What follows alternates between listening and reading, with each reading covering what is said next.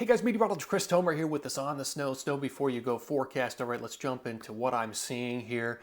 This is going to be a challenging pattern. There's no way to really to make this look prettier than it is. It's going to be very dry across the Intermountain West, Utah, Wyoming, Montana, Colorado, New Mexico.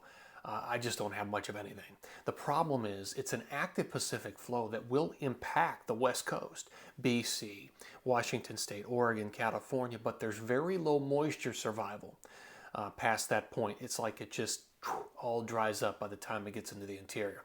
And we've got another rain event shaping up for the Northeast, 1227 through 1229. Probably changes over to light snow on 1230.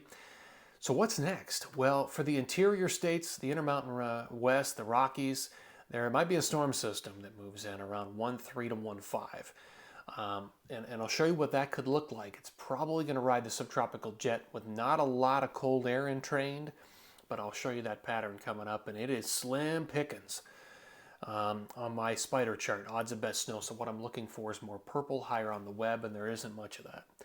Over the next 5 to 7 days, really it's the West Coast. It's California, Washington, Oregon, and BC. Those are the areas that are going to have the best shots of new accumulating snowfall. All right, let me take you over to my water vapor satellite imagery here. And this is an active Pacific flow. You can see we've got 3 different areas of low pressure lined up riding a pretty strong Pacific jet. The issue again is while these are impressive and they'll impact the West Coast and British Columbia, there's very low moisture survival beyond this point. There's just not much that actually makes it into the interior Rockies. So here's my forecast radar and satellite. By the time we get into Thursday morning, this is the setup. That big Colorado blizzard, Dakota blizzard, is now finally moving away, but it's taken that long for it to depart. You can see a little bit of light snow moving through Tahoe and Mammoth, and a little heavier around Shasta, late 27 into early 28. But most of the moisture's up in BC and Washington State. All right, here's 12:28 in the afternoon. Here comes the next storm system approaching the West Coast. This one should have a little bit more snow for California above 7,000 feet from Mammoth, Tahoe, and Shasta. You can see that potential there on 1230.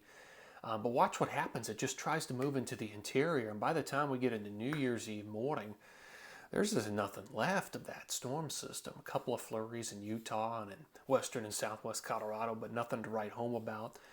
Here's New Year's Eve night into New Year's Day. Very dry across the lower 48. Here's late on New Year's Day. All the moisture and cold air is bottled up into Canada. All right, let me talk about the jet. You can really see how this plays out. So this is 12:29 late in the day. Next trough of low pressure is approaching the West Coast. But again, not a lot of that's going to survive. Here's an issue. This is the 5th of the new year.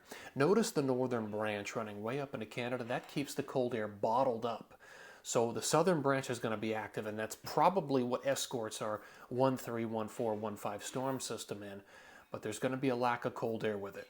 With this type of pattern, you're just not going to get a lot of cold air entrainment. All right, total snowfall, 12/28 through the 2nd of the new year is just so slim pickings. You're going to have to go to Mammoth. You're going to have to go to Tahoe, Shasta, Washington State, and BC to find really anything appreciable. Other than that, there's just not a whole lot to be found.